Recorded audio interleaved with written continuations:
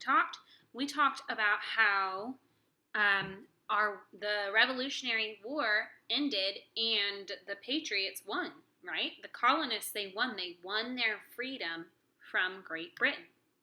Today, our lesson is called A Young Nation is Born, okay? Before we get into that, we're going to review like we always do. All right, how did General Washington win the war with the help of the French?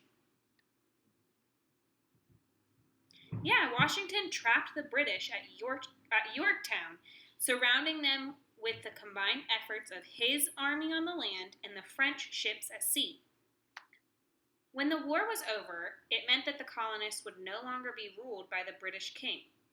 Who did the colonists ask to be their new king, and what did he say? They asked George Washington, but he said that they needed to come up with a better plan and that they didn't need another king. What was the name of George Washington's wife, and how did she help during the war? Martha Washington, and she helped by bringing food and clothing to the troops during their long, hard winters. What did George Washington do after the war was over and the British surrendered? He stepped down as commander-in-chief and went back home to Mount Vernon to be with his wife Martha. Today, you're going to learn about some more of the important events in the founding of our country. All right, let's get started. I want you to listen to discover. Listen to discover. Now I'm all confused. I didn't type that right, guys. So, George Washington went back to Mount Vernon at the end of the war. I want you to listen to today's read aloud to discover what happened to him next, okay, after he moved back to Mount Vernon after the war had ended. For the first few years after the Revolutionary War ended, the former British colonies could not seem to agree on anything. So now the colonists are having a hard time agreeing. They had not yet come up with a name for themselves. Some said they should be called the Union of States. The others liked the sound of the American nation. Others simply wanted to call themselves by the names of the states in which they lived. Virginians, if they lived in Virginia. New Yorkers, if they lived in New York, and so on.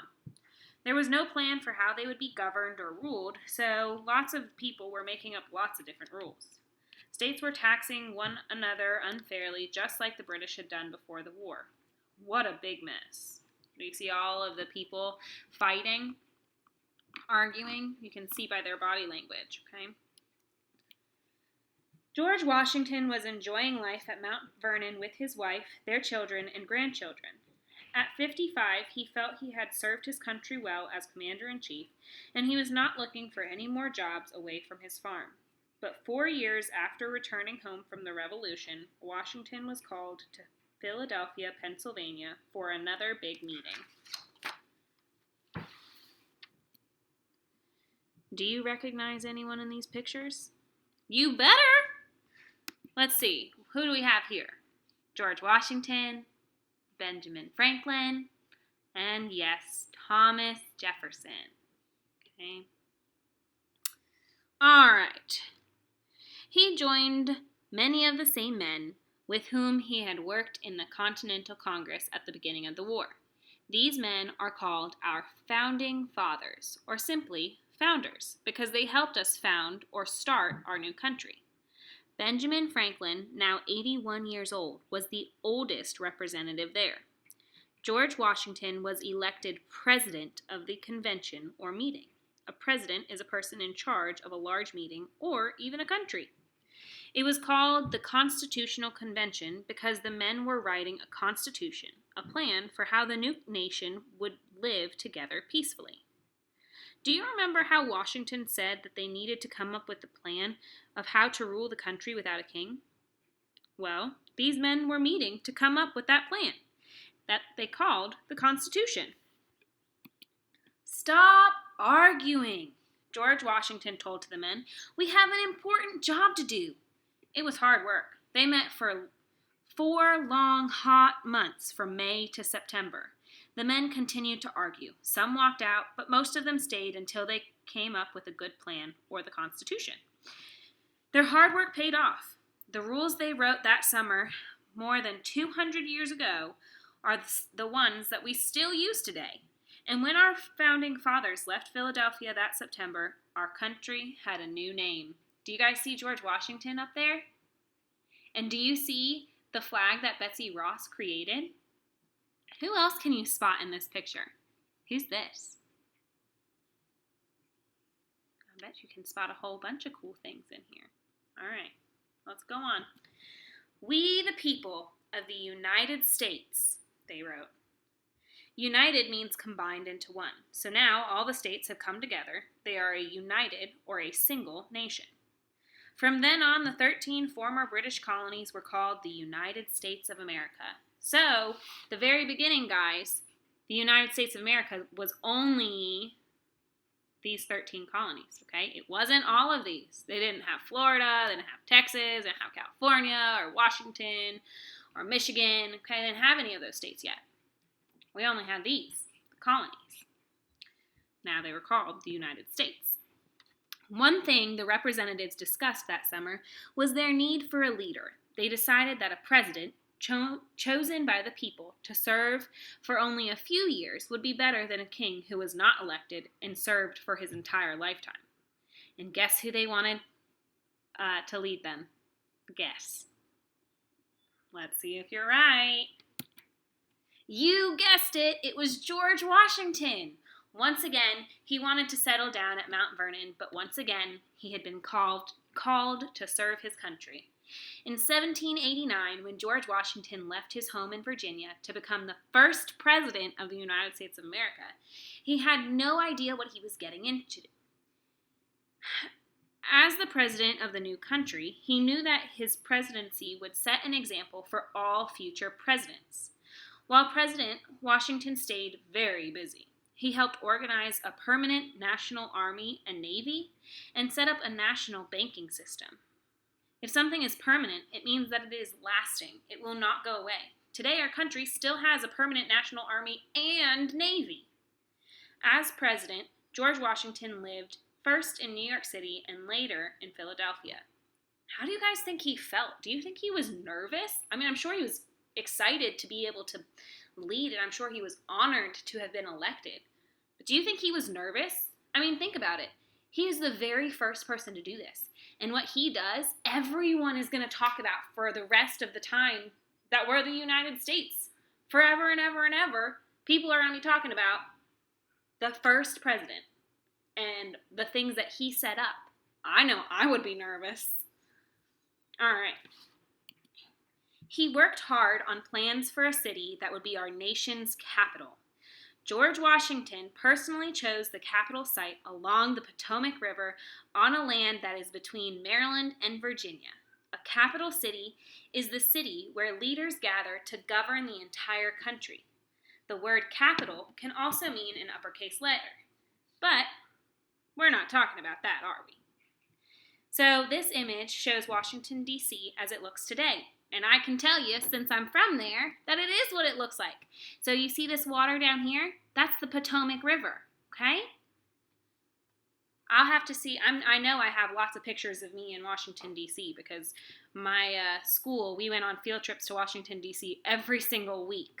So I'll find some of those and share some, okay? I'm sure I can also find some cool websites for that, like I did for Mount Vernon. This capital city would not be in any state, so no state could say that it was in charge of the country. The capital city was designed to have a house in which the president and his family would live. What's that place called, guys? The White House. Yeah, I know I have pictures in front of the White House. I'll show you. It would also have many government buildings. George Washington was no longer president when the capital city was finally built, but the city was named in his honor. It was called Washington, D.C.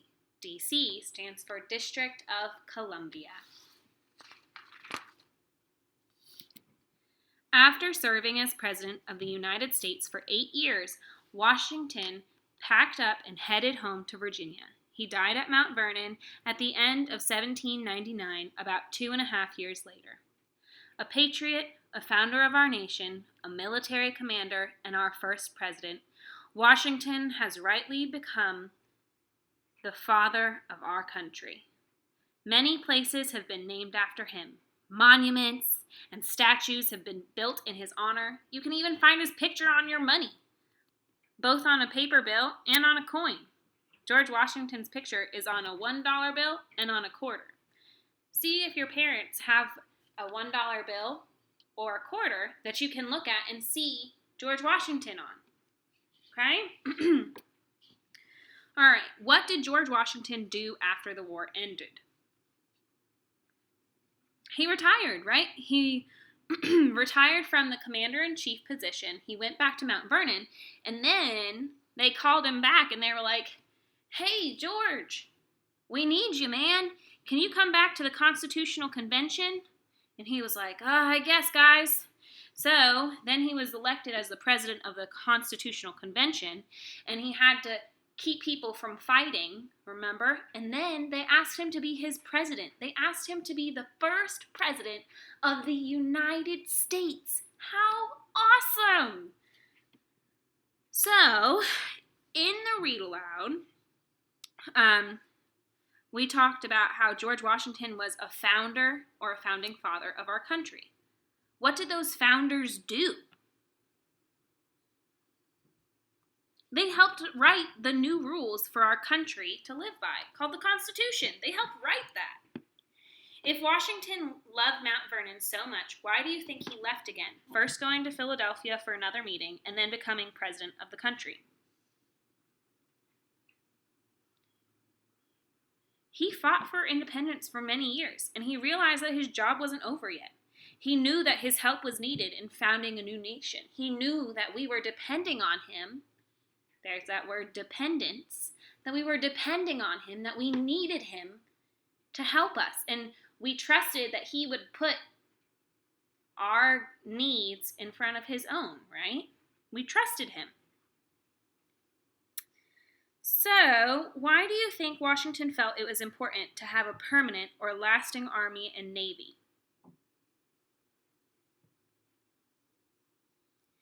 Because he had learned firsthand, so from experience, he knew how difficult it was to fight a war with untrained men, right? He had such a hard time fighting those battles with the untrained men. So he thought that, well, why don't we just have a permanent army and navy that can always be prepared in the event of another war? He was thinking ahead. Smart man, that George. So the author of the Read Aloud said that George Washington is called the father of our country. What reasons did the author give for calling George Washington the father of our country? He was a patriot and a founder who helped write the Constitution. He led the military, and he was our first president. Think about all of those things. That's a lot of stuff to do, isn't it? He was one amazing man. I think I love George Washington. I think he's a pretty cool dude. I think I'd like to meet him. Sadly, I can't, but that would be a cool person to meet. All right. If you had the chance to meet George Washington, what would you say to him or ask him? Ha-ha. I definitely would tell him thank you. And then I would ask him to share some of his stories and about what it was like to be away from his family and how he felt when he found out he was going to be the first president. That would be really cool. What would you feed him? If he came over for dinner, what would you want to give him? That's an interesting question to think about. Think about that question and let me know. Put it in the comments. All right. In the Read Aloud, you heard George Washington was elected for president of the convention. Say the word president for me. You can say it like a mouse. You can say it in a whisper voice. You can say it in a monster voice. President. A president is in charge of a meeting or even a country. Every 4 years, the United States elects a president for the country. I'm having trouble connecting. I'll keep trying. My Alexa just started talking. Tell about a president who you have heard about or seen in a picture. I want you to try to use the word president when you tell about him or her. Mine would be, I got to race against President Obama's daughter in track in high school because she went to a high school right down the road from me. What's the word we've been talking about? President. That's right. A president is in charge of meetings or a country or a club. Okay. If you were president of the United States, what would you do as president? I want you to think about that question and share with your family. You could even ask them the same question. All right, guys, thank you so much for listening. I thought this was an awesome read aloud. I hope you did too. Bye.